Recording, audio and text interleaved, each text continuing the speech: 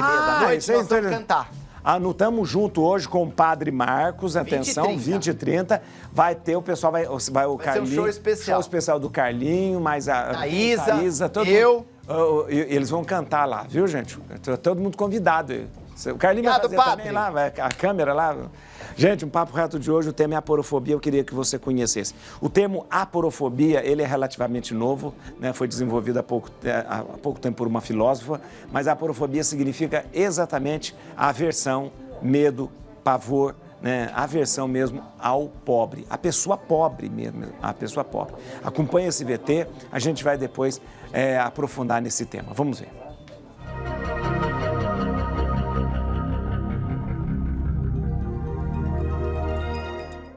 A aporofobia é um termo definido pela escritora e filósofa espanhola Adela Cortina.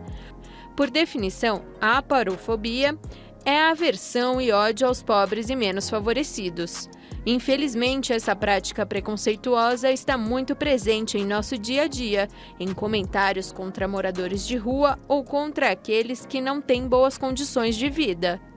Além de tudo, estamos vendo um aumento decorrente de instalações de barras de ferros em bancos de praças, guias de comércio e calçadas para que as pessoas em situação de rua não possam se abrigar naquele local.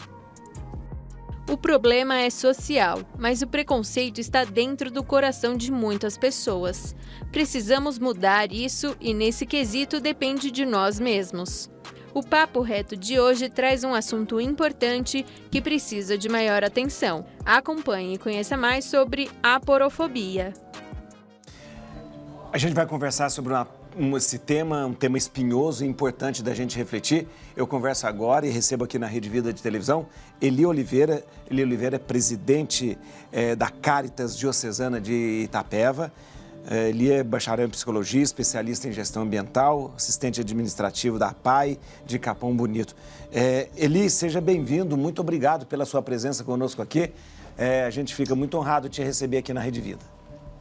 Obrigado, Padre Juarez. A honra é minha estar aqui com vocês. Um grande prazer aí. Parabéns pela audiência, pelo trabalho que vocês desempenham aí na Rede Vida, né? É um grande prazer, estamos à disposição para esse bate-papo de hoje. Muito obrigado. Eli, a gente vai começar, o termo é relativamente novo, mas eu acho que é importante trazer a reflexão. Eu queria que você explicasse para que a gente possa entender, em termos gerais, o que significa, o que é mesmo a aporofobia.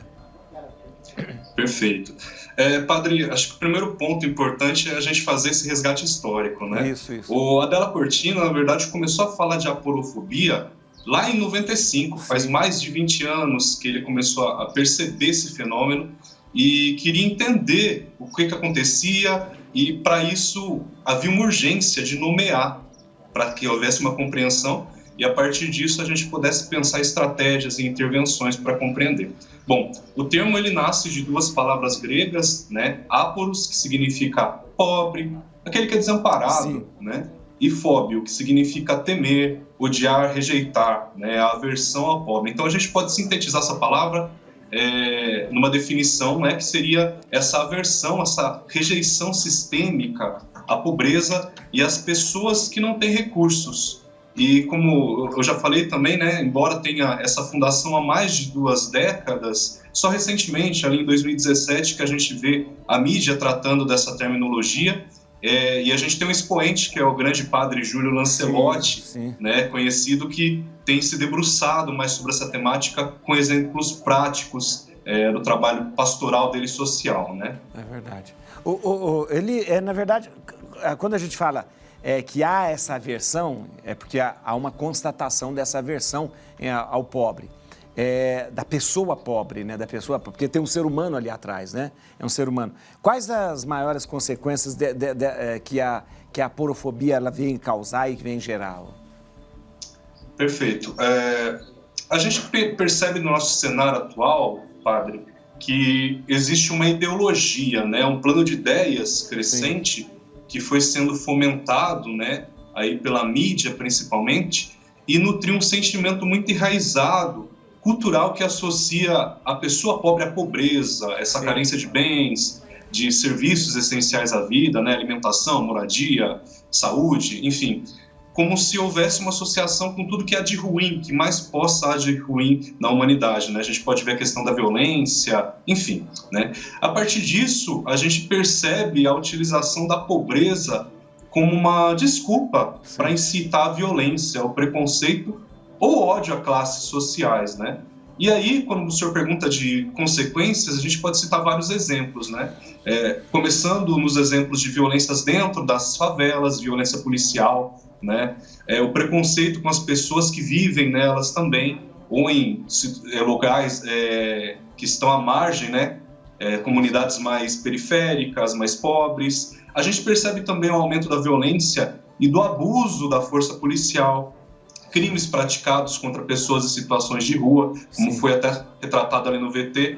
Enfim, a gente percebe todas essas consequências. E aqui eu não posso deixar de falar que na nossa sociedade, que ela é estruturada sobre a questão do capitalismo, o sujeito que incomoda, que não tem recursos, aquele que, vamos dizer assim, que não pode trazer nada de positivo para o PIB do país, né, para a produção nacional, ele é considerado um problema, pois ele não cumpre uma função social. E aí tem uma contraparte, né, que as pessoas pensam, poxa, se ele não contribui socialmente, ele vai aumentar os gastos ainda com educação, com saúde, com assistência social. Então, logo, nasce um sentimento de aversão coletiva para esse público, né?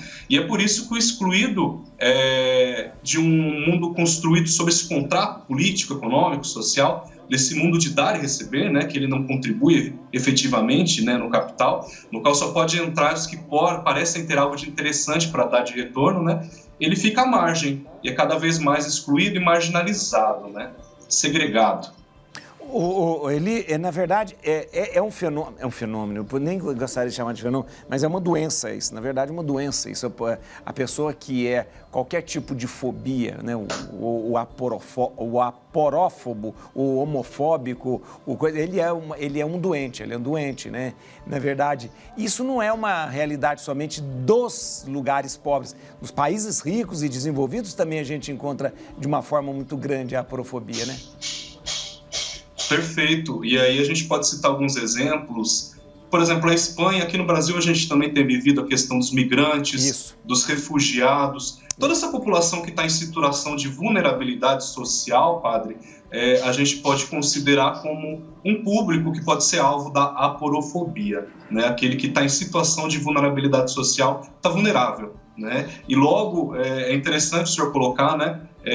É um fenômeno social, mas a gente pode perceber também como uma doença, porque a gente não está tão enraizado no nosso cotidiano que a gente não percebe que a gente tem esse tipo de preconceito, que a gente não percebe que a gente comete, né? Que às vezes a gente invisibiliza.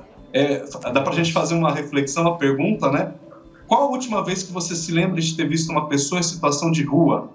Né, de ter passado próximo ou mesmo desviado de uma rua, né, passado de um lado para outro da rua. Então, ele vai sendo entranhado dentro da gente e a gente normaliza, naturaliza esse fenômeno da pobreza. E esse que é o grande problema, né, padre? Esse é o grande problema, isso mesmo, né? Eu acho interessante. Quando a gente deixa isso muito normal, né? E você está chamando a atenção de uma coisa muito séria. Eu vejo o pobre, eu dou jeito de desviar, então eu tenho medo, eu não gosto de ficar do lado dele, ou porque ele cheira mal, ou porque ele está na rua, ou porque é algo degradante para o ser humano mesmo, de repente ter um sentimento desse, é verdade. Eli, eu vou pedir licença, a gente tem que conversar muito, eu vou pedir licença que eu vou conversar agora rapidinho com a Simone, mas eu já volto, porque é muito, muito importante esse tema mesmo, muito importante. Muito bem, olha isso! Simone, nossa, está conversando. Eu estou conversando com Eli Oliveira, ele é presidente da Caritas Diocesana de Itapeva, está deixando a gente por dentro desse tema tão difícil, mas tão necessário para a gente pensar. Eli, deixa eu te falar uma coisa. Eu estava lendo sobre uma filósofa que dizia justamente sobre isso, e ela dizia que aquilo que nós chamamos de racismo, xenofobia, na verdade, está mais ligado à aporofobia, né? Porque de repente a gente fala assim, eu não gosto de você porque você é negro, não, eu não gosto de você porque você é pobre, né? Ou então, de repente, você não pode vir morar no meu país porque você é um estrangeiro, não. Se for uma pessoa rica, ela pode morar no país. né? O pobre não, né? Então, na verdade, é uma coisa muito séria isso, né? Racismo misturado com xenofobia e travestido, aliás, travestido de aporofobia. Sim, padre. É muito complicado a gente tentar segregar essas percepções, né? Porque todo preconceito, toda forma de discriminação, ela compartilha das mesmas raízes, muitas vezes, né? A questão da pobreza em si, ela é um pouco mais complicada, até, como o senhor disse, não é exclusividade do Brasil. Sim. Mas países que têm uma história de colonização e de exploração, como é a nossa história, ela tem muitas consequências sociais que vão se arraigando, né? A gente fala que é estrutural na sociedade. Então as pessoas falam, eu não sou racista, eu tenho amigos negros, né? Eu não sou homofóbico, eu tenho amigos da comunidade LGBT. Você ter amigos é uma condição, né, de vivência. Entretanto, a percepção sua com relação ao preconceito, à discriminação, está no seu posicionamento, na forma como você lida. Então, se você vê, às vezes, vou trazer um exemplo, né? Uma violência por uma pessoa em situação de rua, e você se omite, você está cometendo por omissão também essa discriminação, essa forma de violência. Então, a gente precisa ter muito esse cuidado, que às vezes a gente veste essa roupa, nessa farda de que não, eu sou liberal, eu acolho a todos e tudo, né? Mas verdadeiramente eu não faço essa prática no meu cotidiano, no meu dia a dia, né? Esses exemplos que o senhor trouxe são muito importantes, que a gente retoma a questão até do capitalismo que a gente estava falando, né? Porque se você não tem uma função social, se você não contribui socialmente para aquele país, né? Tem uma diferença, né? O estrangeiro, se ele vem como turista, ele tem um valor. Se ele vem como imigrante, refugiado, ele tem outro valor, né? Então, perceba que há sim, de fato, essa valoração da pessoa, do sujeito, por aquilo que ele pode contribuir socialmente. E aí está a raiz de tudo, né? A gente fala, pegando um pouco das visões da sociologia, né? A gente tem classes dominantes e a gente tem os dominados, né? As classes sociais, elas existem, a gente não pode ser ingênuo de achar que não. E as classes políticas também estão alicerçadas nesse meio e contribuem, sim, para que a pobreza continue, contribuem para que a gente tenha discriminação, que a gente tenha preconceito, sim, na estrutura da comunidade, né, da nação brasileira. Eu vou fazer uma pergunta bem simplista, e eu sei, por ser tão simples, ela é difícil de responder. Como que a gente pode tratar a aporofobia na sociedade? Qual o remédio para isso? Bom, aí é uma pergunta que... Assim como a aporofobia, né, a violência em todos os seus espectros, ela é multifacetada, a gente talvez não tenha uma resposta objetiva para essa pergunta. Como é que eu posso curar isso? O que são nortes para a gente pensar? O primeiro ponto, padre, eu acho que é importante, é a gente entender que a aporofobia, como é um fenômeno que acontece na sociedade, a solução desse fenômeno também deve acontecer na sociedade, deve ser tratado em sociedade, em comunidade. A gente ter uma percepção, né, uma consciência crítica individualmente é muito importante, mas ela não gera transformação social real se a gente não compartilha isso. Então, o primeiro passo é a gente, de fato, reconhecer na nossa cultura que ela é aporofóbica, que ela é violenta com o pobre. E a gente precisa nomear isso, perceber no nosso cotidiano. E perceber que isso tem que gerar desconforto quando a gente se percebe aporofóbico, homofóbico, racista, enfim, todos esses espectros, que a gente não seja conivente e permaneça na mesma estrutura, né? A gente tem que gerar transformação internamente.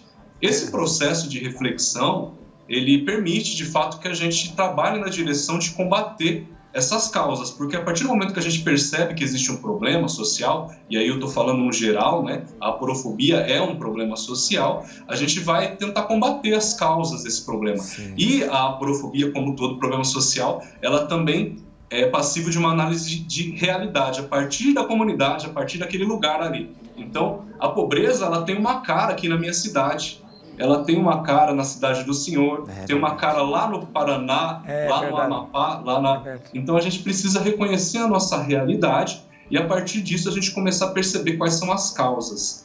Que a partir disso a gente combate a invisibilização. Uma vez me disseram, eu achei muito interessante, que às vezes a gente pensa que o pobre, o excluído, ele está à margem da sociedade, ele não tem lugar social. Isso não é uma verdade, ele tem um lugar posto, é a margem. E para a gente poder trazer ele para o meio, né, trazer para o meio da roda, a gente precisa fazer a sociedade mudar as estruturas e os lugares. Então a gente vai ter que mexer em privilégios de pessoas para que aquele pobre tenha acesso a algum direito que hoje ele não tem. Tá? Então, a gente vai começar a perceber essa invisibilização, essa rejeição que acontece naturalmente, né, naturalizado no cotidiano, e a partir disso a gente percebe que nos perturba e a gente vai se motivar. Eu acho muito interessante o exemplo da parábola do samaritano, que ele nos provoca a fazer escolhas. O samaritano nos provoca isso, a parábola de Jesus, né? A gente pode ajudar ou rejeitar aquela situação de crueldade, né, de abandono, de marginalização, e a gente se torna indiferente. Mas, para mim, eu acho que pior que a indiferença é ter essa repugnância, esse medo, essa hostilidade com as pessoas que estão em situação de vulnerabilidade social. Então, é um processo bastante introspectivo, né, de reflexão. Como é que eu avalio isso? Como é que eu vejo? Então, a reflexão é o primeiro passo. Para não me estender muito, eu acho que para além dessa reflexão individual, há necessidade do Estado também, né, do Estado brasileiro se responsabilizar junto aos pobres, uma vez que a pobreza é resultado de má distribuição de renda entre a população, onde tem uns que têm muito de forma extravagante, enquanto outras pessoas a gente viu que estão comendo ossos por aí. Né? Mas esse é um tema bastante extenso para a gente trazer para o diálogo. A gente precisa de políticas públicas que garantam justiça social, né, padre? Mas foi muito claro, a sua exposição foi muito clara, muito objetiva mesmo. A gente sabe, é interessante você ter trazido, a aporofobia tem rostos diferentes, né? Diferente em Tancredo. Na cidade grande, ela se apresenta, de repente, com os viadutos sendo colocado grade, sendo colocado caco de vidro, sendo colocado barra de ferro, né? Com um tipo de uma maneira muito ostensiva, dizendo, eu não quero você aqui perto de mim, né? Eu não quero você perto de mim, né? E eu acho que essa maneira evidente, ela às vezes está introjetada aqui dentro da gente, a gente tem que ter cuidado. Eli, eu queria muito agradecer você, mas muito mesmo, pela sua reflexão tão profunda e tão clara. Muito obrigado mesmo, muito obrigado. É um assunto que eu queria aprofundar mais com você, eu acho que nós vamos te chamar mais algumas vezes para você, nem que venha aqui na Rede Vida para a gente conversar, mas muito obrigado mesmo pela sua presença. Eu quero deixar aqui, gente, o contato do Eli. Atenção, é difícil esse aqui, hein? O e-mail dele, ó, Eli Oliveira, mas Eli Oliveira, hã? No lugar do Oliveira, é um 3, olha aí, ó, tá vendo? Eli, arruma um e-mail mais fácil pra você, tá doido? Eli Oliveira, mas é um 3 no lugar do E, no lugar do 3. Tá fácil, né? @hotmail.com. Ou então, melhor, liga pra ele, ó, 0 operadora 15 99680 7279. Ou então, no Instagram, Eli Oliveira, do mesmo jeito, no lugar do E do Oliveira, um 3 ali. Muito obrigado, Eli, muito obrigado mesmo. Eu que agradeço, padre, pela abertura e parabéns por propiciar esse momento de reflexão. Gratidão, um abraço. Muito obrigado. Né? Gente, esse é um tema muito sério, muito sério. Eu estava dizendo, muitas vezes a pessoa fala assim, é racismo, é só xenofobia. Não, as pessoas não gostam de pobre. Né? Se você tem dinheiro e vai visitar a Europa, todo mundo bate palma para você. Se você vai como turista, vem aqui. Se você é rico e vai mudar para os Estados Unidos, pode mudar para os Estados Unidos, pode mudar para a Europa.